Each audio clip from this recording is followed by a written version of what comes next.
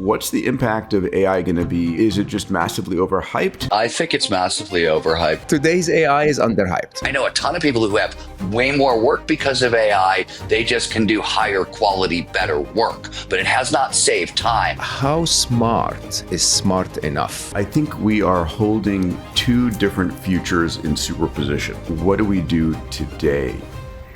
Now that's a moonshot, ladies and gentlemen. Everybody, welcome to Moonshots. I'm here with two extraordinary, brilliant guests. We're here to discuss a conversation that may be happening around every dinner table. I know it's happening in the heads of companies and nations, which is what's the impact of AI going to be on our lives and our business, on every aspect of our day-to-day existence over the next 5 to 8 years? Is it something which is going to be extraordinary? Is it just massively overhyped? Or perhaps is it something that we should be concerned about? I'm joined here with Mo Gawdat, who's the former chief business officer of Google X, bestselling author of Solve for Happy and Scary Smart. He's a global thought leader on AI, exploring how exponential technologies will shape humanity. Also, with another dear friend, Steven Kotler, who's the bestselling author, peak performance expert, and executive director of the Flow Research Collective. He's my co-author of Abundance Bold, The Future is Faster Than You Think, and books like The Rise of Superman and The Art of Impossible. Steven has also been thinking deeply about exponential tech and its impact on us. Gentlemen, welcome and good morning and good evening. Steven, you're on the west side of the United States with me. Mo, you're in the Emirates. Dubai. Good to see you both. Yeah, good to see you. Good morning, both. Peter. Good morning. There is somewhere around 400 IQ points in this room. I have 40 of them, so you do the math.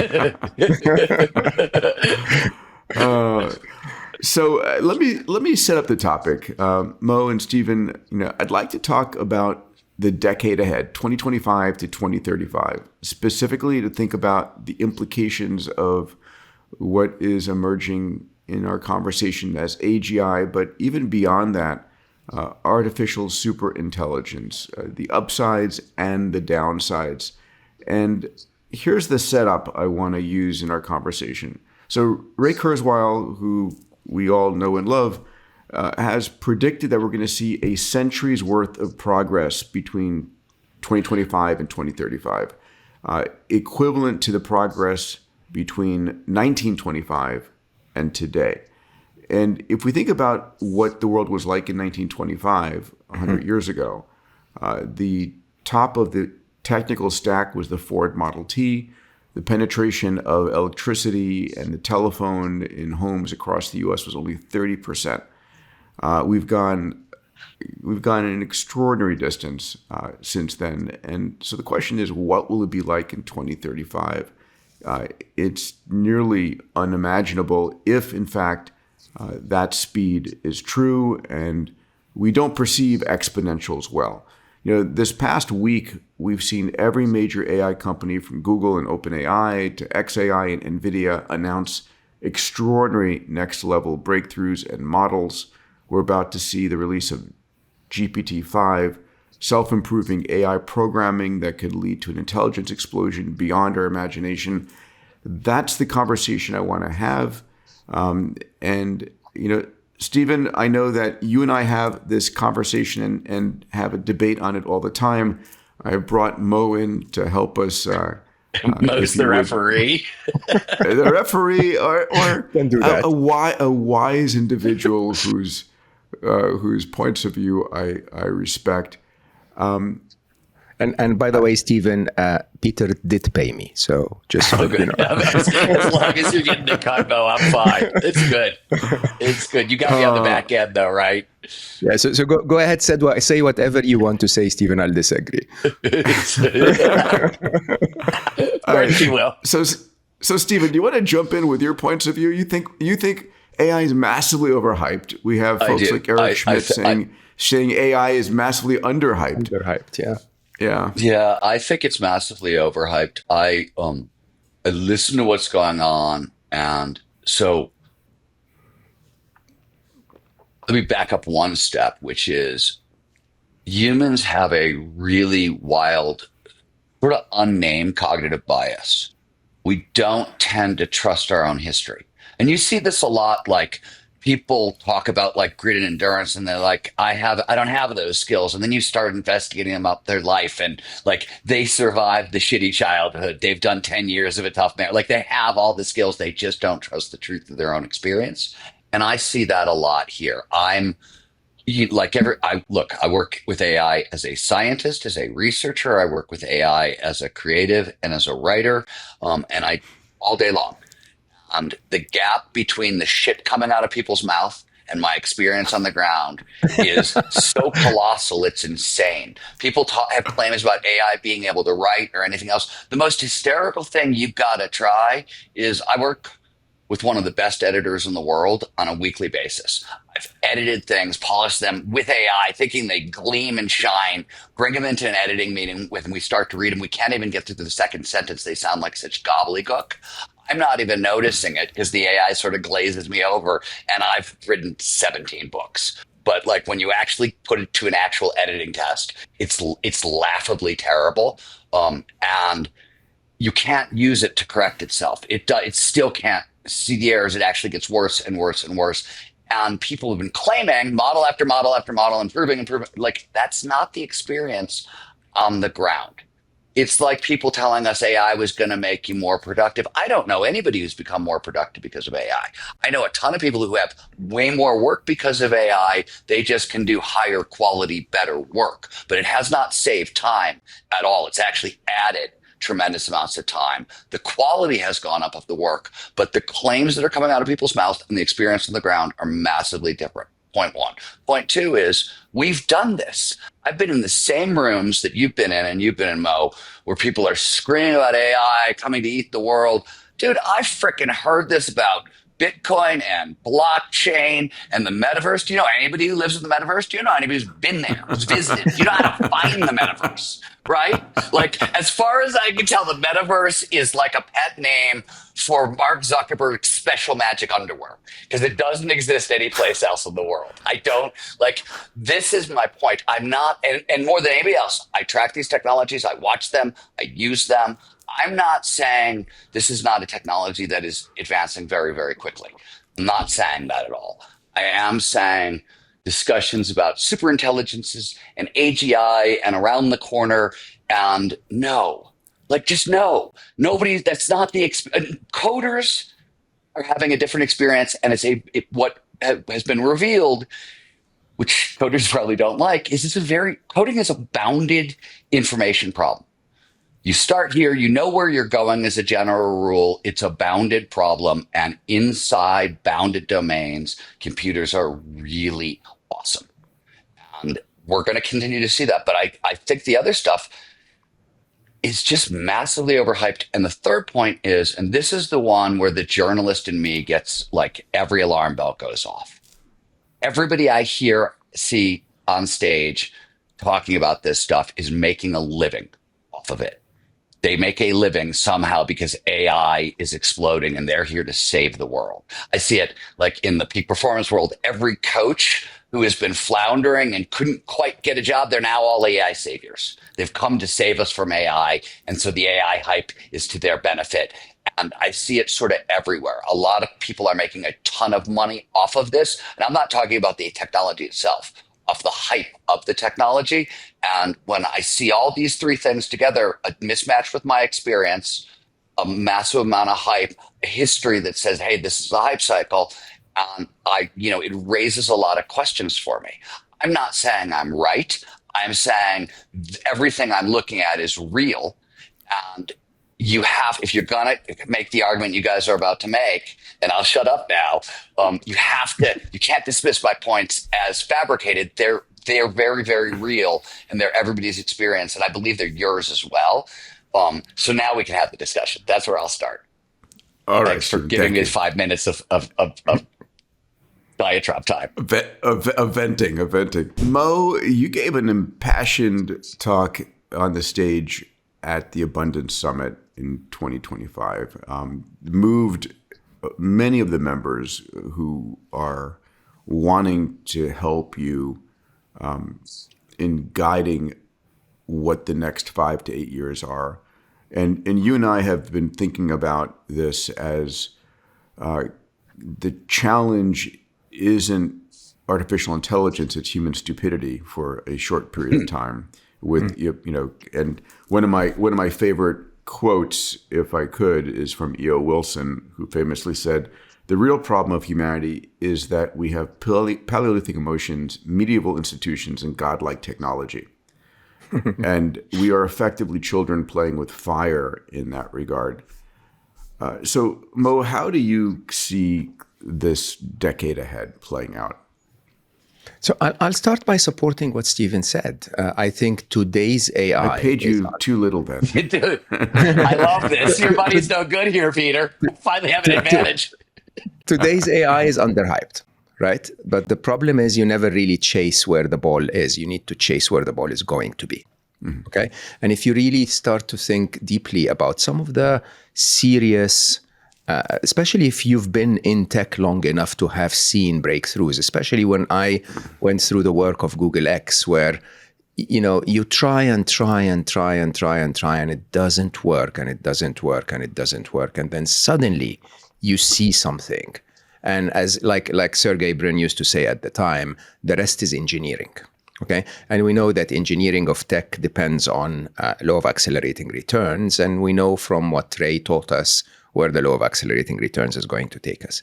So I tend to believe that if you look at today's AI, it is funny because in a very interesting way, we are talking to machines that are talking back to us, summarizing massive volumes of knowledge, doing exactly as we tell them, and yet we take that for granted.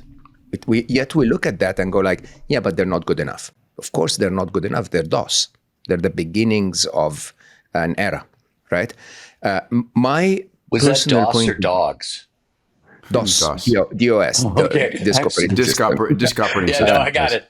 I just both of them would have worked there. I just needed the clarification. I would not dare call AI dogs, Stephen, when they might take over Appreciate the that. world. I am a very polite man with AI.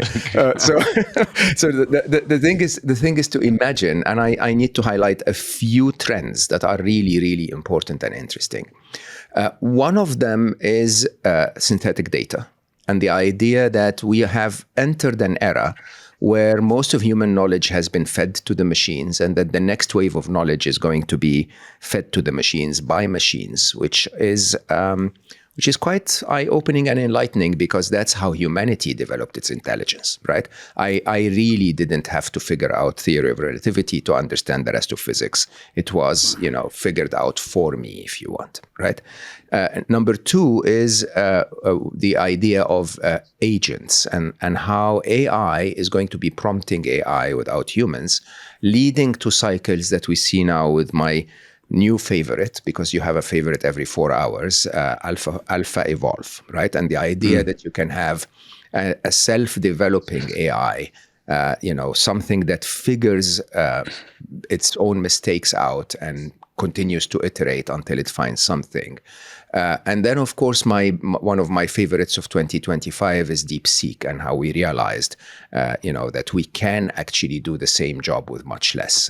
Imad Mushtaq, who is we're all a big fan of, I believe, has done that with his work at Stability for a very long time. The idea of shrinking the models to the point where it becomes shocking, really. And so when you add those together, you start to see that if I can shrink a model so it doesn't absorb all of the world's energy, and if I can allow it to self-develop and self-develop information to learn from, and then allow it to talk with itself through agents and do things without humans, then where the ball is going to be is likely going to be a lot better than we are today. Right. So the one thing we all need to agree is it is not a question of if we're going to see improvements. It's a question of how fast and when those improvements will lead us to a point where humanity is not in the lead. So that's number one. Number two is really the question of what is your risk tolerance, right? If I told you, to play Russian roulette with two bullets in the barrels, are you afraid? If one bullet in the barrel, are you afraid? You know, where is your risk tolerance exactly? And how, if I said, hey, by the way, your car might have a fender bender, would you insure it? You probably are going to say, nah, I'm not really too concerned. But if I tell you your car might have a serious accident that totals it, would you insure it? You'd probably put a little more attention. And I think that's what most who warn about the future, anyone that claims to know what the future is arrogant as F. Don't listen to them. Okay? But anyone that tells you that there is a probability that this future goes out of control, where is your risk tolerance exactly? You know, if that probability is 10%, would you attend to it? And I think most rational people will say, it depends on the cost of attending to it. Okay? And most rational people will say, but however, if it's 50%, I'll attend to it regardless of the cost. Okay? And so the question which none of us is capable of answering is, where is that? Where is it? I mean, is it 10% that AI is going to destroy everything, or is it 50%? I will say, and I know that this will be taken against me, it's 100% that humans, bad actors, using that superpower to their advantage, are going to destroy the well-being of others who don't. Okay? And so in my mind, the real concern is not a Terminator scenario where, Vicky of iRobot is ordering robots to kill everyone. I don't know if we're going to make it that far, to be honest, because I believe that with the arrogance being 89 seconds from midnight on the nuclear doom's clock, I really, really worry about human stupidity using this superpower. Now, human stupidity in that case does not require AI to be completely autonomous, to be completely, super intelligent. Enough autonomous weapons can really, really tilt our world into a very dystopian place. Enough sort of Turing test abilities of AI to fool humans into being their best friends could tilt human relationships into a very unusual place. Enough job losses, imagine a world where you get 10, 20, 30, 40% unemployment rate in certain sectors, and how that would affect our stability economically is actually something that is almost certain. We know that for a fact. There are jobs that are going to disappear. And the impact of that, in my mind, is actually quite disruptive, to the point that it is something that we need to attend to. The point you made about AI not being on its own the risk, the Terminator scenario, but it's individuals using AI. It's the same conversation I've had with Eric Schmidt and others. The concern is the rogue actors empowered by technology, whether it's the development of new viral pandemics or other strategies. It doesn't take a lot. That is concerning. And where I want to get to in this conversation eventually is the following. One, we posed this at the Abundance Summit a couple years ago, and that is, can the human race survive a digital superintelligence? And the flip side of that model is, can the human race survive without a digital superintelligence? And Steven, you and I, as we're working on our next book, the follow-on to Abundance, we've had the conversation of, will this be a benevolent God of some type? Will there be a capability developed? So let's begin the conversation with, are we going to reach AGI? Are we going to reach a digital superintelligence? And what does that mean? We're starting to see the speed of this accelerate, and the biggest interesting inflection point we haven't seen yet is self-iterating, self-improving, the alpha evolve of it all, where AI is coding itself and becoming more and more capable. And will this ultimately lead to something that is far more intelligent than any human being? And then is it 1,000 times more intelligent? Is it 1,000,000 or 1,000,000,000 times more intelligent?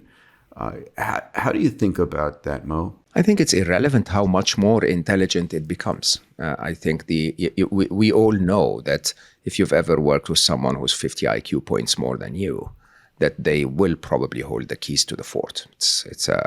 It doesn't take a lot more intelligence relatively to be able to assume a leadership position, and humanity will hand over the fort to AI either way. Even if AI is just smarter than us at war gaming, we're going to, which it is, by the way, we're going to hand over the fort to AI. If it's smarter than us at protein folding, nobody's going to do a PhD project to fold proteins anymore. We're just going to go and use AlphaFold. And I think the reality is only the very few remaining things require artificial superintelligence so that it beats us in everything, so that we sort of like bow and say, okay, yeah, you're the boss. The question of AGI is like Steven was saying, is one that reporters use quite a bit, because we don't actually have an accurate definition of what AGI is. And you and I are very close on technical stuff, Peter. And I'm a reasonably geeky mathematician. Not anymore. I mean, seriously, I really honestly struggle to beat AI in mathematics. Right? Definitely can't beat them in speed. Definitely can't beat them in accuracy if the problem is defined properly. Right? And there are just very few tricks that maybe my fellow math geeks told me behind closed doors that are not very public in the world. But those too will be found out. And I really think that it is a question of how smart is smart enough to render me irrelevant. Okay. Now I need to answer this with also a very clear, optimistic view. So as I look into the future, I define two eras. One is what I call the era of augmented intelligence, which I think is going to extend for 5 to 10 years. And then the other is the era of machine mastery. Basically, the machine takes over. Now, with augmented intelligence, there's absolutely no doubt. I am so agreeing with Steven when he said that they write really badly. And I'm writing with Trixie, my AI, this book, Alive, right? And Trixie, without me, writes so badly. It is really, it's almost shameful. I was tired and chasing a deadline, so I asked Trixie to talk about the debt crisis and the impact of economics on technology advancement. It was full of, how we sometimes refer to California as a lot of vapor and very little substance. There was a lot of vapor and very little substance. Right? A lot of interesting facts scattered on paper, horribly written. Okay. But when we write together, oh my God, the stuff that comes out is incredible. When I guide Trixie through my prompt properly, right? To direct her exactly where I want the prompt, the answer to be, she writes really well. Okay. And this teaming is something we've seen with AI, with technology in general, by the way, even, since Gary Kasparov was beaten by Deep Blue, which wasn't really an AI if you want. But since then you can see that a human and a computer, or a human and an AI can play better chess than AI alone. Right? Even AlphaGo, a human and an AI play better than AlphaGo. And so we can see a future ahead of us where this is going to be happening. And hopefully that future would seed that teamwork between us and the machines. The question is, what are we going to team up with them on? And you know my views. I've written it in Scary Smart. I've written an extended bit of it in Alive. The biggest four investments of AI today are killing, gambling, spying, and selling. And these are the only things that we're I mean, we do still get some scientific breakthroughs, but these are not getting the big monies. The big monies are in autonomous weapons, in trading, in surveillance, and in advertising. Steven, your thoughts on what you heard Mo say here? Yeah. So, Mo and I are we're sort of in complete agreement. I just want to kind of yes and point out some other things that surround what Mo has said, because I don't like I don't think we're I mean we might argue over dates, but conceptually I don't think we're in a tremendous amount of agreement or disagreement. But what I look at a number of other things simultaneously. The first of which is sort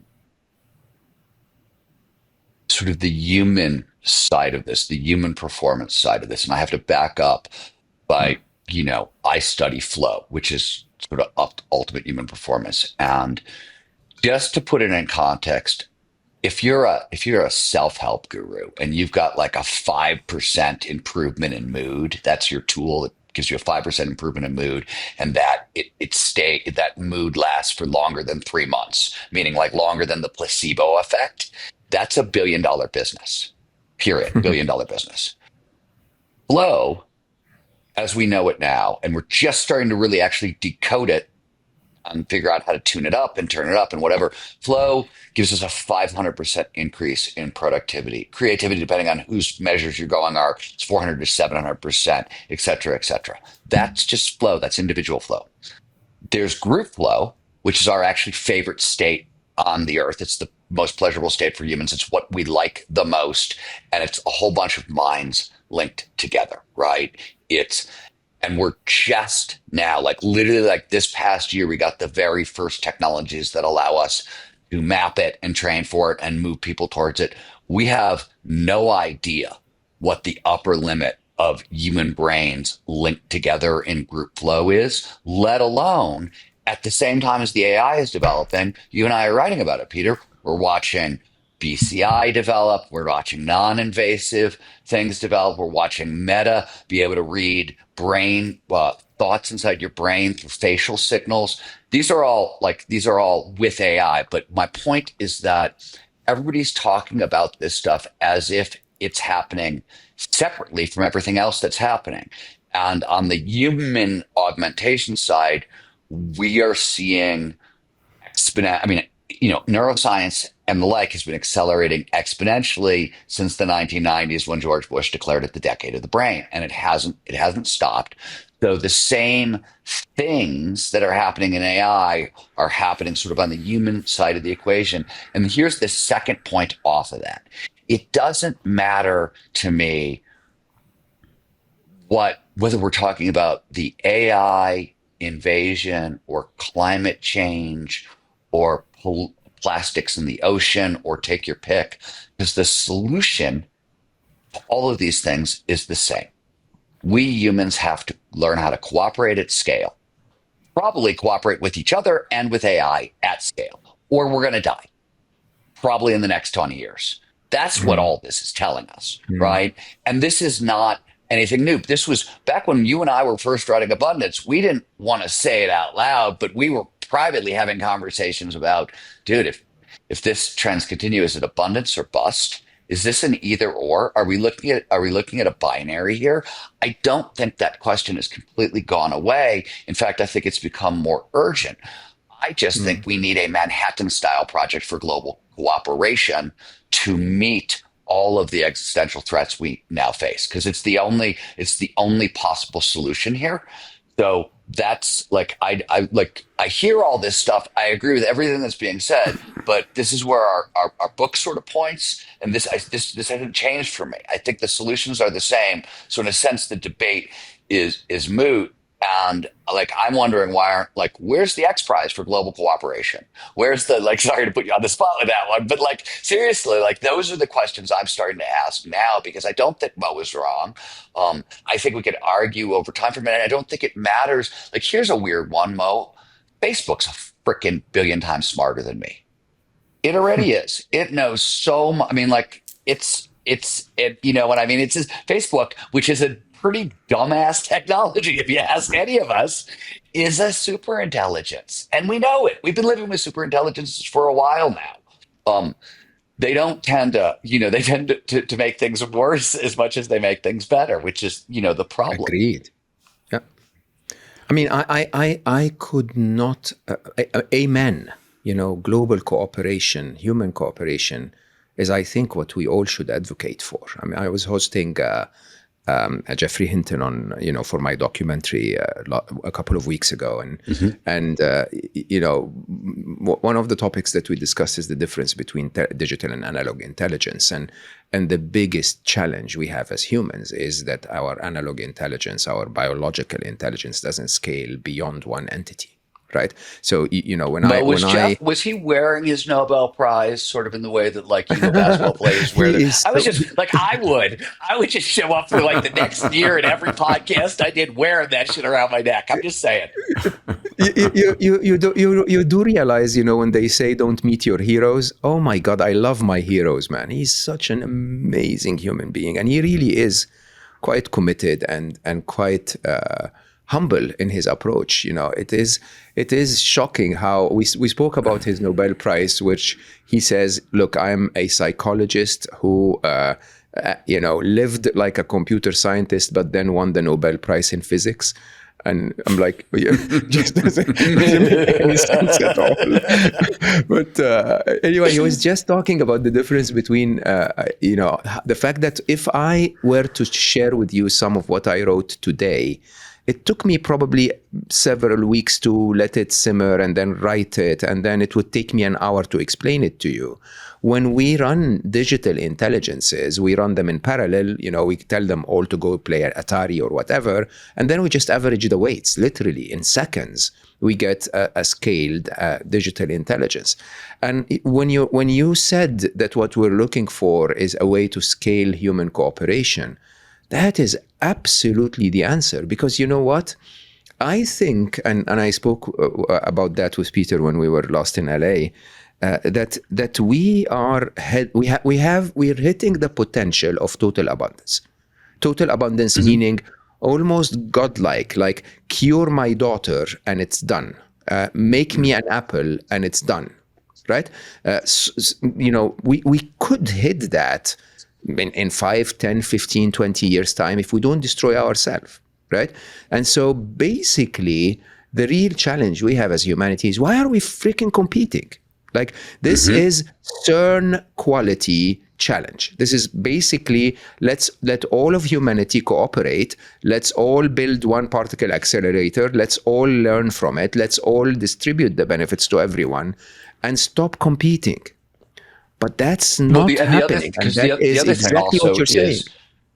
And you can't have the one level down.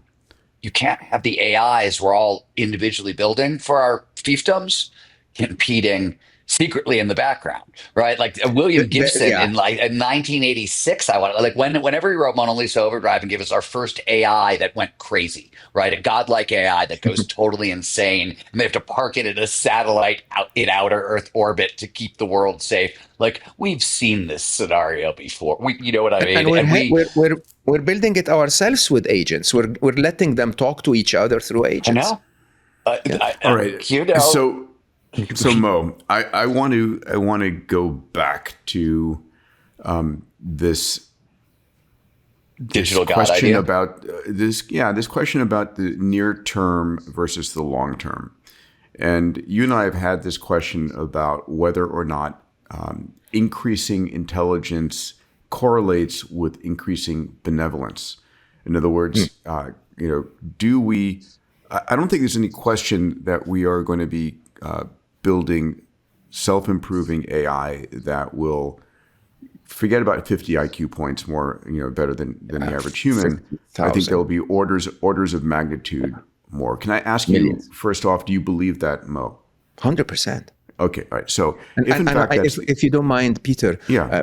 Again, in response to how we started the conversation, this is just using law of accelerating returns. We're not using serendipities, right? So if we figure something out tomorrow, just like we figured reinforcement learning out and it changed everything, if we figure something out tomorrow, you're literally a magnitude, a quantum more in terms of performance and intelligence overnight. Yes.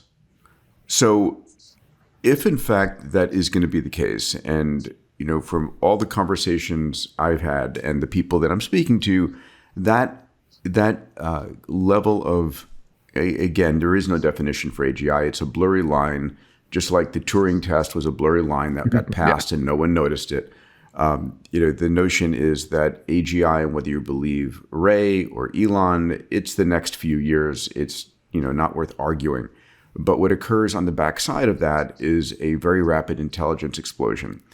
And again, that intelligence becomes a tool that's available to, the kindest, most moral, most ethical human on the planet and the dystopian, malevolent actors out there. And it's in the hands of malevolent actors that we have concerns. Are we not sure that some of the malevolent actors aren't the ones who created the AIs in the first place? I'm just saying. Yeah. So my question is, at what point, will, I believe, and I think, Mo, you and I have had this conversation, that at some point AI goes from being a tool being used to potentially do harm to a tool that has the potential to say, Absolutely. Stop this quibbling, stop this nonsense, there's plenty to go around, and becomes the benevolent, godlike element. Can we dive a little bit into that and the conversations we've had and your thoughts on that? Yeah, I think if you really at the level of depth that the three of us and our listeners can go to, allow me to go beyond the typical. The smartest people usually start to become altruistic. Let's define intelligence itself, okay? And I think the idea is, if you really understand our world, our universe, okay, our universe and everything in it exists because of entropy. We all understand that, right? Our universe wants to break down and decay. It's chaos. You leave a garden unhedged and it becomes a jungle. You break a glass, it never unbreaks. Right? This is the very basic design of physics. Now, the role of intelligence since it began is to bring order to the chaos. Is to say, no, I don't want the light to scatter. I want the light to be concentrated into a laser beam. How do I do that? Right? And it sometimes is a clear, easy, solution, and you use a lens, or sometimes it's a very complex solution that requires an understanding of quantum physics to build a laser, right? But we eventually get there. Now, if intelligence is defined as bringing order to the chaos, then the highest levels of intelligence bring that order with the least use of resources and waste. Okay, and you can easily understand that this is the reality. The more intelligent you become, the more you try to achieve the same order with the least waste. Okay, and so an easy analogy is to say humanity's always craved energy. We were stupid enough to burn our world in the process. And as we become more intelligent, we decide to use solar instead, or a cleaner form of energy. We're still, bringing order, but we are doing it with the least waste and use of resources. If that is the case, then you can imagine that by definition, when something exceeds our human stupidity, which I will not call intelligence, because sadly, along the curve of intelligence, if you have no intelligence at all, you have no impact on the world, positive or negative, right? If you start to add intelligence, you start to have an impact on the world, hopefully positive, even if just through a nice conversation with your friends, right? there is unfortunately a valley somewhere. You continue to gain intelligence, you become so smart that you become a politician or or an evil corporate leader. Okay, and that's when your impact on the world turns negative. You're so smart that you're able to become the leader of your nation, but you're so stupid you're not able to talk to your enemy, or you're not able to relate to their pain, or you're not able to understand the long-term consequences of waging a war, right? And so that point beyond which more intelligence starts to say, no, I don't need any of that. I can solve the problem in a cleaner way. I can fly you all to Australia to enjoy your life, but we don't have to burn the planet in the process. I can harness energy, but we don't have to, destroy the climate, and so on and so forth. Okay, and so if you take that as a reasonable trend to expect, my view is that at the beginning, when we hit that valley, some evil person will use the advanced but limited intelligence of AI to wage a war using an autonomous army. But then there will be a moment in the future when AI is responsible for wargaming, is responsible for commanding the humanoid soldiers, it's responsible. The AI itself will say, a commander will say, go kill 1 million people, and the AI will go like, that's absolutely stupid. I'll just talk to the other AI in a microsecond and solve it. Right, and we started this conversation by me saying anyone who predicts the future is arrogant. I cannot predict that, okay? But at least I can be hopeful that this, from my experience of everyone that's smarter than me, that there is a point at which you stop hurting others, you stop looting to succeed, because you can use your intelligence to succeed without any effort or harm. The way I think about this is, for most all of human history, the objective optimization function of humans, what we're trying to optimize for, has been money and power. Unfortunately. And it's been the driver in a world of fear and scarcity. And I, repeatedly say our baseline software that our brains are operating on is fear and scarcity mindsets. And with that mindset, with the neural structure, with the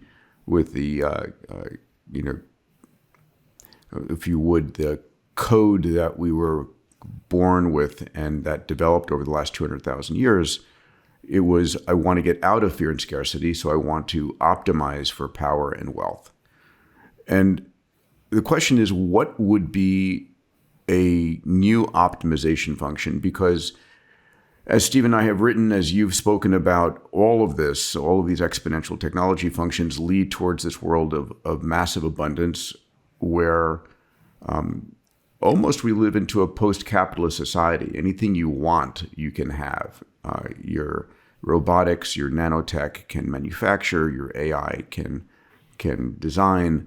And so what do we optimize for in the future? I think for me, that's one of the biggest questions, both as a human and as a centaur, human and AI together. What's our objective? So how do you think about that, gentlemen? One thing, I don't know if this is an answer, but two things off of what Mo said. One,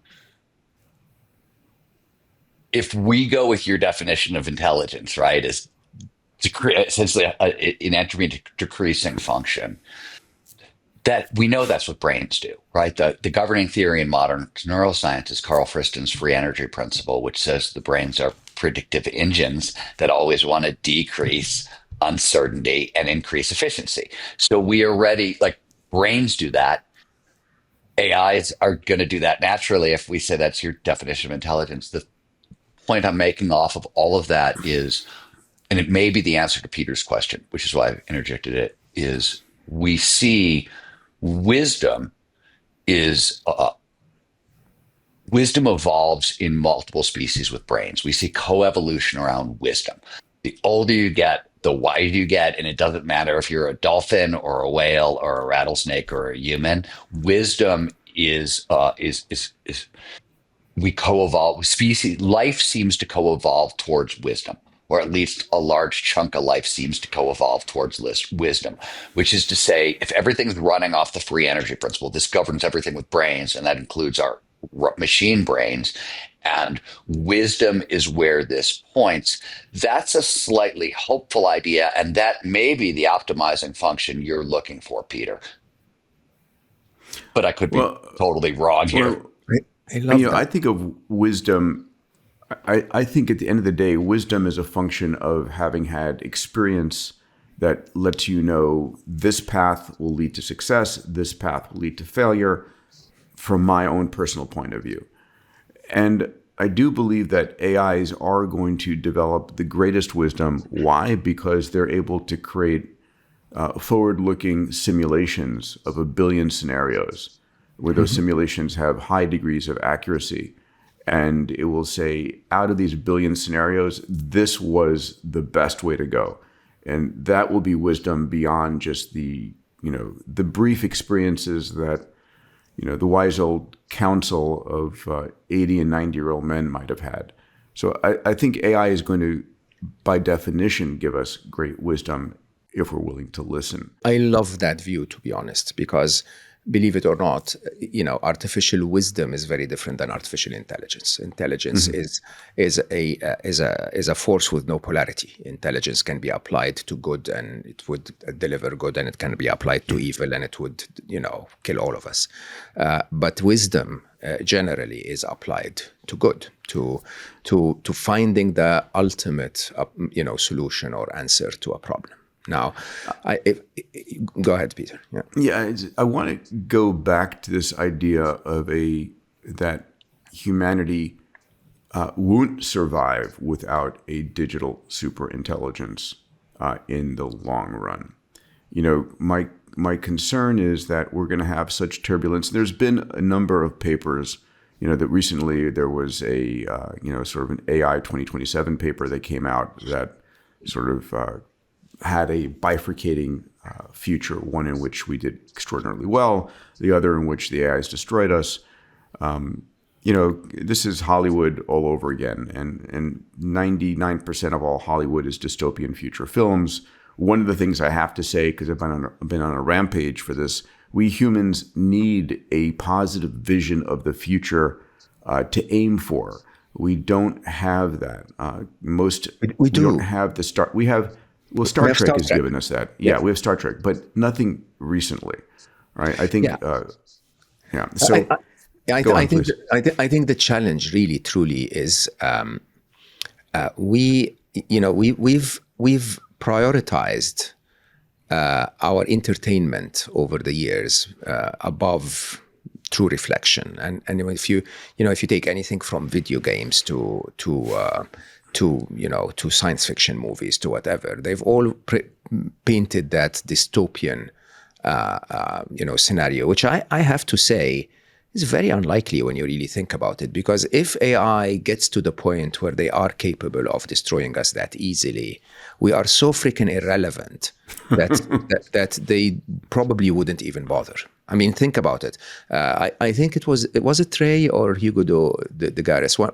One I don't remember who said the more likely scenario is that they kill us because they're not aware of our presence, or like when you hit an ant hill while you're walking, right? But if you really want to optimize the human, sort of the gain function that we need to aim for. If I'd look forward, I'd look to Star Trek, and if I'd look backward, I'd look to the caveman and woman years, right? And it's actually quite interesting because when you mention about when you mention how governed we are by greed and fear and our egos and all of that negativity, it is actually because we want to survive. And believe it or not, survival could be, I'm not really sure if 20 million is enough. I need to gain 20 more just in case something happens. Or if it's a survival of the ego, it's like if I have 200 million or 2 billion or 20 billion or whatever, and the other has 21 billion, like what the fuck is wrong with me, Okay, and that unfortunately is what plagues our current modern world. Now the reality is, if you really think about humanity, the purpose of humanity since the caveman and women years was to live. Okay, and for some strange reason, we've optimized so much to achieve that objective and forgot that this was the objective, right? So, again, as friends off the camera, we speak about those things quite a bit. With, the question of what, you go through seasons in your life, and there is a season where you want to maximize, and a season where you want to build, and a season where you want to look attractive in your middle age, or whatever crazy stuff that we have. But eventually there is a season where you go like, okay, so I've now lived and experienced so much. What have I missed? Have I actually lived any of that? And believe it or not, as scary as it looks, to have no job to go to in the morning, if society provided, then you'll go back to a much safer caveman woman scenario where, there are no threats, there are no famines. You just really live, enjoy life, connect, ponder, reflect, explore, which I know is very difficult for a lot of people. I do it for the first 3 hours of every day. It's pure joy, right? To sit really with your curiosity, if you want. And then if you push all the way forward into Star Trek, that's sort of what the Enterprise is doing at universal scale, right? It was basically, let's go and explore. Now that we don't really have to struggle with all of the wars and famine and shit that we've created on Earth, now we can actually open up and create connections, not just with humans, but with every living being. I mean, lovely science fiction, but at its core, I think it's exactly what we're about. A full life where you completely connect and enjoy and feel love and enjoy the pleasures of being alive, and the curiosity to learn and explore and connect. And it's all at our fingertips. If we just, erase the systemic bias of capitalism that has gotten us here. Thank you, capitalism, for creating all that we've created so far. But can we please change it now from $1 billion to, like what I do, 1 billion happy is a capitalist objective, but it's not measured in dollars. Right. Mo, a question that Steve and I have been pondering for our new book is, what is it going to take for humanity, for all of us to both survive and thrive in this coming age of AI, right? So the survive part is an important element, because as we see jobs being lost, as we see probability dangers we don't know how to deal with in terms of terrorist activities, and thriving takes on a new meaning. I think it does take on the meaning that we just spoke about, right? For most of all of us, you say, tell me about yourself, instantly you go to what your job is, right? Instantly you go to, I'm a VP here, I'm the CEO there, I do this. I invented this, I wrote that, Right, it's an ego statement of who you are. So the notion of surviving and thriving, as we have, intelligent systems that, again, exceed and then massively exceed our capabilities. Your thoughts there? Steven, do you want to start? Or I think, here's the thing. I think that question was already answered in a funny way. So Mo and we met a couple years ago, and one of the things Mo said on stage at that time was, I'm done writing books because AI is coming. I'm done writing books. It's not going to happen anymore. What did Mo tell us he did yesterday? He wrote with his 100%. AI, right? Yeah. Why did you write? Because it puts you into flow, because it creates passion and purpose and intelligence and creativity. So we have the answer to this question. We already know, because we're biological systems and we know what the ingredients of thriving are: passion, purpose, compassion. We have a list. And Mo gave like his own, you know what I mean? We have the super intelligent AIs and we're still gonna do like, I don't know a coder who has stopped coding because the AIs have come along. They haven't. Like they're still coding. Why? Because coding produces flow, flow produces meaning, creativity, joy. Like this, like we're Spot wired on. this way. So Yeah. unless our fundamental hardwiring changes, we already have those answers as well. It's like global cooperation. I don't think these are puzzles. I think they're engineering problems at this point. I think from Sergey's perspective, like Sergey would say, no, we got the spark. Now it's engineering, and I agree. So I could be wrong. That was my 2 cents, Bo. What do you think? You're And Peter, what spot do you think? on. Also, I want to I, hear from I you. think I think you're brilliant. Mo, please respond. You're spot on for a very interesting reason, Stephen, as well. Because when you really think about it, a writer was a writer, whether he used a feather or a pen or a typewriter or a computer or now AI, right? And if you look at my work, I've published 4.5 books so far. Like I've published 4, and my 5th is on Substack. But going to be published if you want. But I wrote around 13, and the other 8 I will never publish. I wrote them because if you ask me why do you write, like why do I hug my wife? It's there is Right, exactly. an enormous Exactly. joy in that. You understand? So having said that, Peter's question was, what would it take? And I wrote recently a piece that I called the Mad Map Spectrum. And the idea really is it will unfortunately take a realization for humanity to change direction. And that realization will either be a conviction of mutually assured destruction or a conviction of mutually assured prosperity, right? And between them, there is no grayscale. Unfortunately. So if the US at any point in time is convinced that this mad arms race to win intelligence supremacy is one that is going to lead to some harm to everyone in the world, they will stop.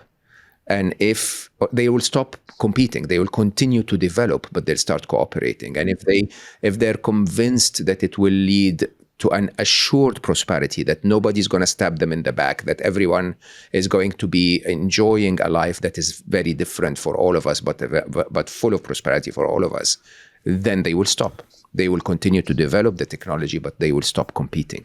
And unfortunately, if you look back in history, we're not able to guess those possibilities like a good applied mathematician on a game board. We have to hit them, like face on. Like everyone in the world knew that a pandemic was coming. Everyone, right? Everyone who at least studied virology, okay? But it had to hit us in the face so that everyone stops, okay? Everyone knows that, trade wars are going to hurt everyone. But we have to put them out there and then fight through them and then eventually get to something. And it's sad. I mean, perhaps what we are doing, and I've dedicated probably the last 6-7 years of my life to, is to say, we really don't have to hit our face against it. It's a simple game theory, right? Understand that a prisoner's dilemma where we are competing endlessly is going to end badly. Can we please stop? Yeah, we already know it's tit for tat, right? Like you want the other strategy. You want it doesn't matter how many AIs we put on that. It's the same thing with flow and compassion 100%. and creativity. Like these problems have been solved. We know these answers. This isn't it's not like we have to unify gravity and, relativity. That's a hard problem. These are not. So Mo, I wish we were that rational, and I wish we were that compelled for our optimization function being all of humanity. It's not, and so I go back to what will hit us. We're gonna get a drastic event within the next 2 to 3 years.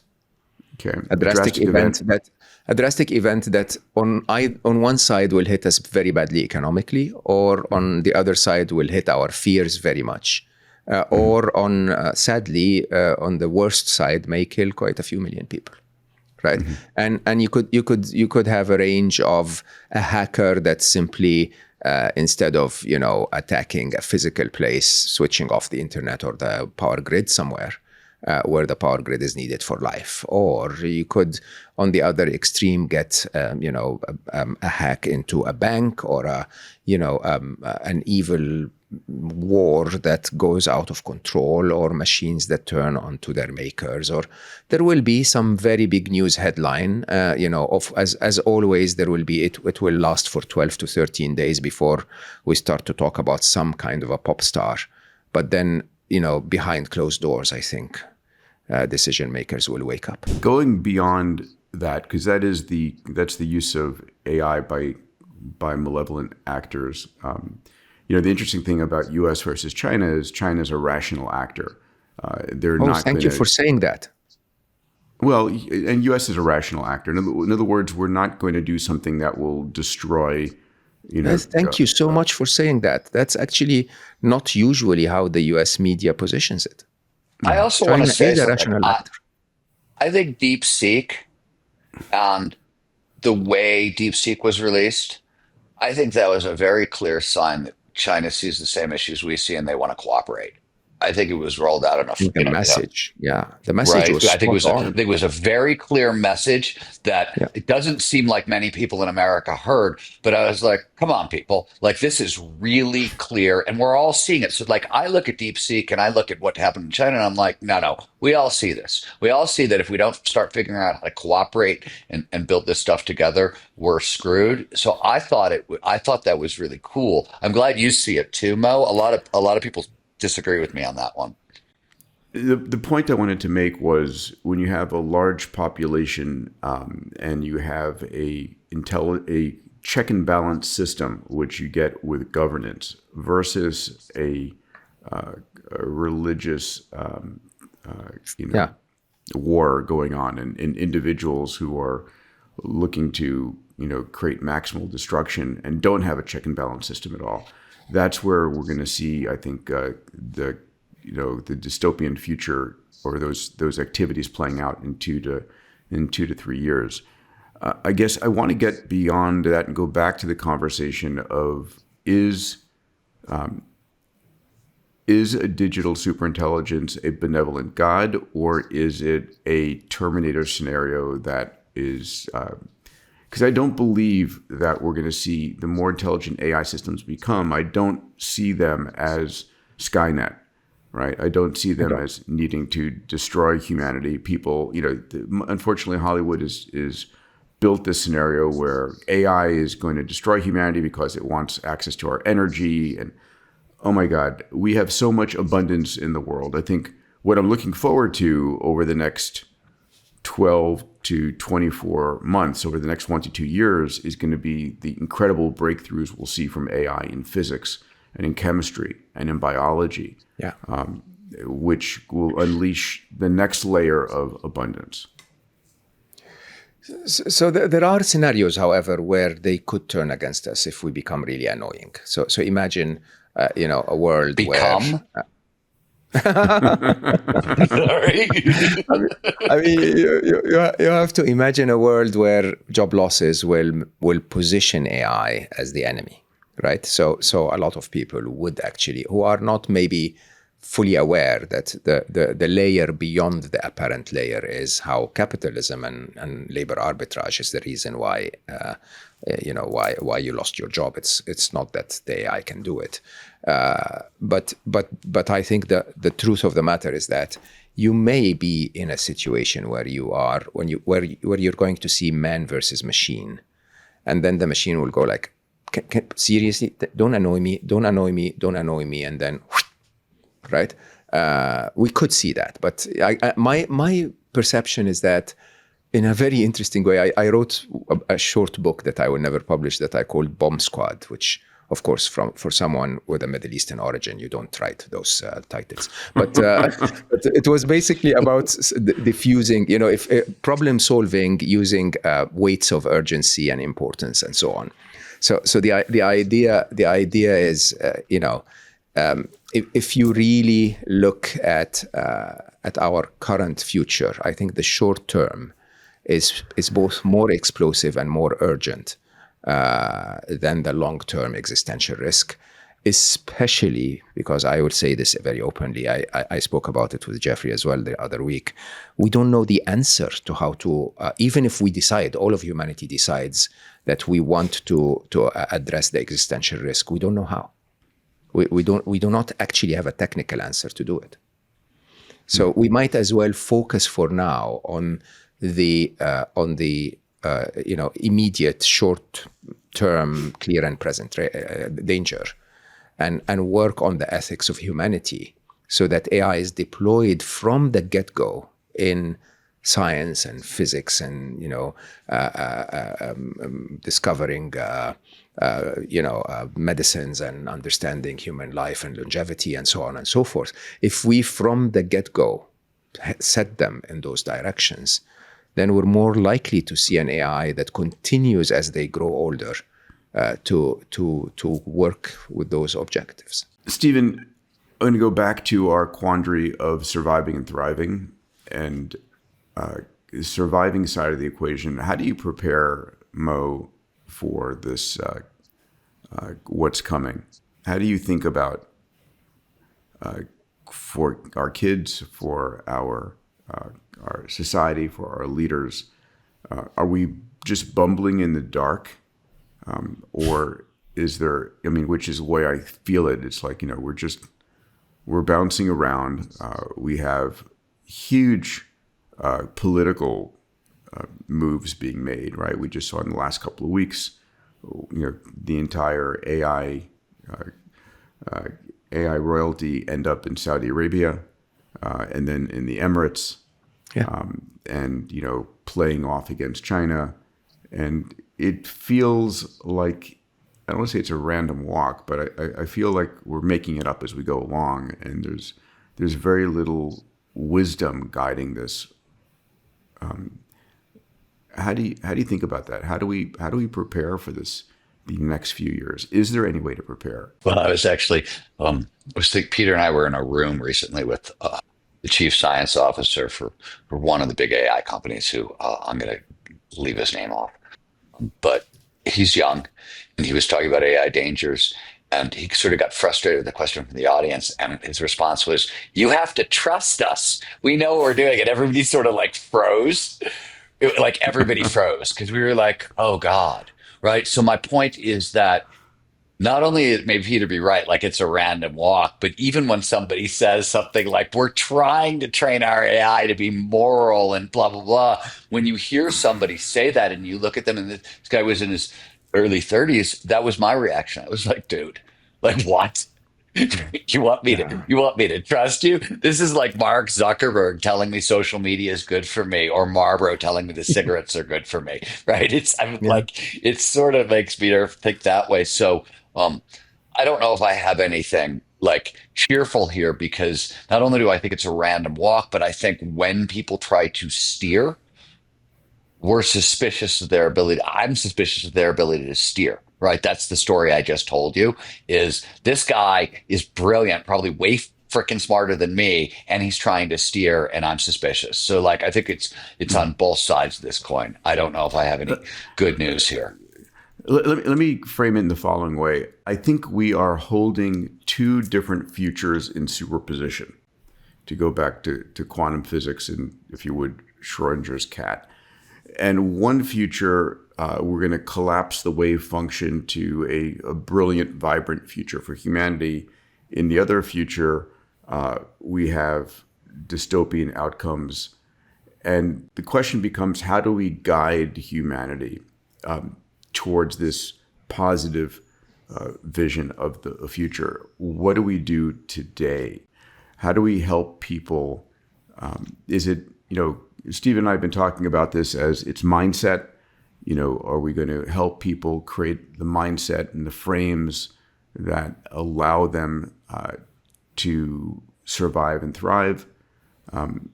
Or is there something else that needs to be done? Yeah. So I'll actually first in 1 minute second what Steven said. One of the top irritating comments I heard from Eric Schmidt. I worked for Eric for a while, so I respect him tremendously. But he said we will need every gigawatt of power, renewable or non-renewable, if we were to win this race, right? And I think that's the kind of blindness that you get when you're running too fast, right? When you're so afraid that the other guy will win, right? It's those times when you start to make decisions that are not really responsible because you are blinded by something that you position as more important. The way I look at it, Peter, is I know it sounds really not positive, but there is positivity in it. I call it a late stage diagnosis, right? So what humanity is struggling with today is look, we've been building a system systemically, prioritizing greed, prioritizing gains, prioritizing power, and so on, as you rightly said, for so long, right? That those objectives systemically have built the world that we are in today. Okay. Yes. And the world we are in today is not healthy. It's not healthy. Just even before AI, it wasn't healthy. In my part one of Alive, I basically, the book is 3 parts: past, present, and future. In the past part of the book, more than half of what I write is not about AI. It's about capitalism. It is about, the propaganda machine. It's about all of those things that will be magnified by AI. Now, here's the point: if you're, if this planet is sick, if you want, and it's in a late stage diagnosis, a physician will sit you down, look you in the eye, and say, by the way, this does not look good. Okay? But that statement, believe it or not, is not a statement of hate. It's a statement of ultimate care. Why? Because a late stage diagnosis is not a death sentence. Okay? It's many patients who have been diagnosed with a late stage disease have not only survived, but they thrived, right? And they thrived because they changed their lifestyle. They changed something. This is what Steven teaches all of us. The idea is that you can live differently. And when you live differently, you'll achieve peak performance, you'll achieve maximum health, you'll achieve, right? And I think that's what we as humanity need to start realizing, that the systems that have gotten us here, okay, from a process point of view, have nothing wrong with them. But from an objective and morality point of view, have everything wrong with them. Okay? What good is it to be a zillionaire in a world where there is nothing you can do with your money? Okay? What good is it to be, the first inventor of an AI that basically renders you irrelevant? And I think that need to basically pause and say, do we want this anymore? Sadly, it requires cooperation across human brains that Steven rightly said at the beginning is not something we do very well. The other thing is, I would put forward the notion there is no on-off switch and there's no velocity knob whatsoever. We are running open loop with yes and more and more and more as the objective function. And there's no consideration for whether, a GPT-5 or GPT-6 or a Grok 4 or a Grok 5 or whatever your favorite models are in the final result going to enable something that is massively dangerous for humanity. So if that's the case,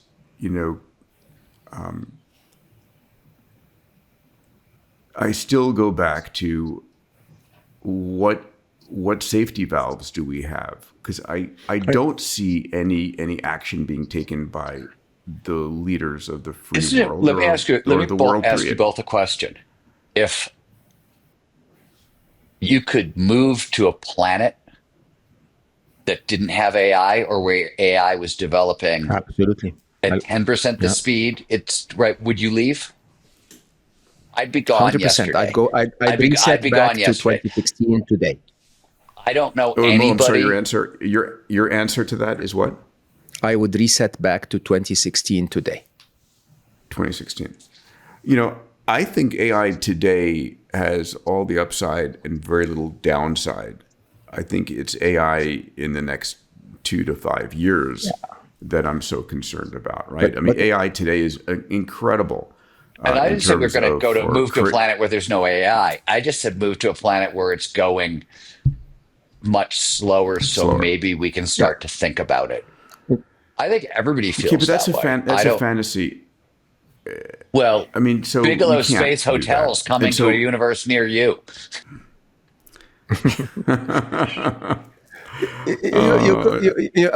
So, Peter, I actually think that you're accurate in your description of where AI is today, but it's that 5%, 5 degrees deviation back in 2016 that led us to where we are today, right? You remember things at the time where we geeks agreed that we're not going to put it on the open internet. yeah, it was until Google. Google developed this first and decided not to put it out there, and then Absolutely. OpenAI says, blah, here it is, and no one has put it on the open internet, teach it to procreate and write more code, and start the party of the school children of agents talking to AIs.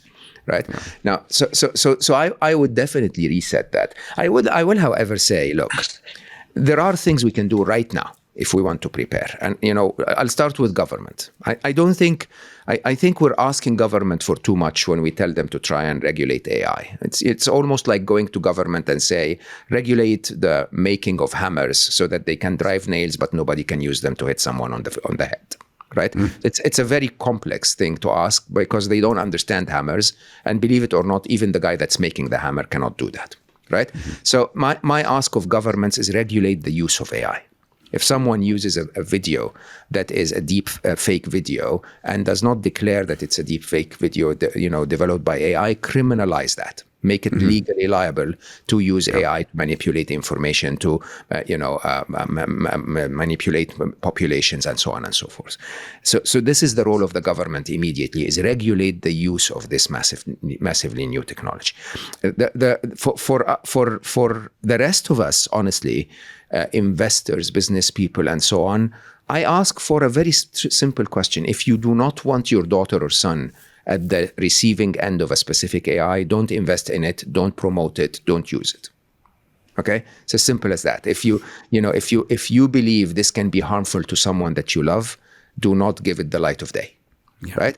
And then for us as individuals, I'll go back to the late stage diagnosis. Believe it or not, the way I live now, and you guys probably know this about me, not in front of cameras, is I hug my loved ones and I enjoy every minute of every day. And I prepare. I learn the tool. I am one of the better users of AI in the world. I'm in line with the technology. But at the same time, I'm completely back to the purpose, right? Realizing that I will do the absolute best that I can to spread the message. I will do the absolute best that I can to say that ethics is the answer, that if we show AI an ethical behavior, they may learn it from us, just that they learned all of the other stuff from us. But at the end of the day, well, if it messes up, you are going to hit that dystopia. Not forever. There is a point in time where AI takes over and says, okay, kids, enough stupidity. I'm in charge now. Nobody kill nobody. How far out is that, Mo? 12 years. 12 years. Okay. So 12 to 15, just so that people don't come back and hit me after 12 if I'm still around. I'm going to wrap this episode on this subject line. And it's where we've come to before, which is in the near term, it's the use of AI by malevolent individuals that's our greatest fear. It's not China versus US, it's US and China against those malevolent players out there that wish to use this for for greed and for vengeance, whatever it might be. And you know, I think that this is an unstoppable progression. I don't think, again, there's any on-off switch here. We're seeing $1 billion a day being invested into AI, which is extraordinary, and I think that's going to continue to increase. We're seeing data centers being popped up every way, every place possible. So, you know, I'm the world's, you know, I think of myself as the world's biggest optimist, and I am optimistic about the impact of AI on human longevity, on new understanding the physics of the universe, on new mathematics, on new material sciences, on things that will create incredible abundance that Steven and I have written about and are writing about in our next book. And I am looking forward to this benevolent superintelligence stabilizing the world. And that's what I'm hoping for. I agree. Steven, where do you come out on this? I think that you guys want to invent a code god to save you from yourselves is maybe the craziest thing I've heard since the guy from the AI company I won't mention told me to trust him. Like, but I love you both. That's actually usually the answer that you get. You know, that the only way to save us from AI is to use an AI. Yeah. Well, you know what the beautiful thing is? We're going to find out. Yeah, one thing I want to leave everybody with is back to what we were saying about cooperation and the up-leveling of human intelligence and human consciousness and things like that. The human brain is widely considered the most advanced machine in the history of the universe. And we're just now, with the help of AI, figuring out how to up-level that, how to link it with other brains, like the level of cooperative possibility. Let me back into it 1 second. Enlightenment, which is a definable biological state that produces universal kind of compassion, oneness with everything. We're engineering. It's a state that's starting to become available almost on demand. So when I say like there's new levels of cooperation coming that are emergent at the same time as the AI stuff, we can't see them. We have they're emergent, just like other things. So I think that rather than the benevolent AI God, I think we're going to surprise ourselves. And I'm not the optimistic in the room, by the way. Like Peter's the optimist when we're in the room. I'm not the optimist 100%. in the room, but I think I'm more optimistic than Peter on this one. I'd love for that thought to be actually implemented. I think that's something that we really need to think about deeply. If the short-term Prize for dystopia is the global result of cooperation, human anyone? arrogance, I don't know. Who could we talk to? there you go. Peter, it's back to you. Thank you. I appreciate that. You were saying, Mo, please close this No, out. I was basically saying I think this definitely is the answer if you ask me. If we just shift our mindset into cooperation, we head directly into a world of total abundance. Yeah. You know, I was in a conversation with Eric Schmidt, who you mentioned earlier, and his point of view was until there is some type of a disaster, and until there's something perhaps like a Chernobyl or 3 Mile Island that isn't, a 10 out of 10, it's a 2 or 3 out of 10, but it scares the daylights out of us. We don't realign as humans. We don't realign, and we blindly go forward as we have been. And I believe that it's the human nature that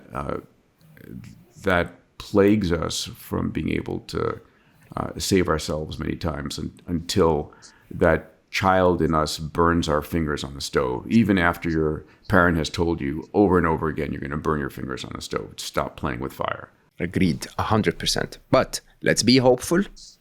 Let's assign that task to Steven to design an X Prize for human cooperation.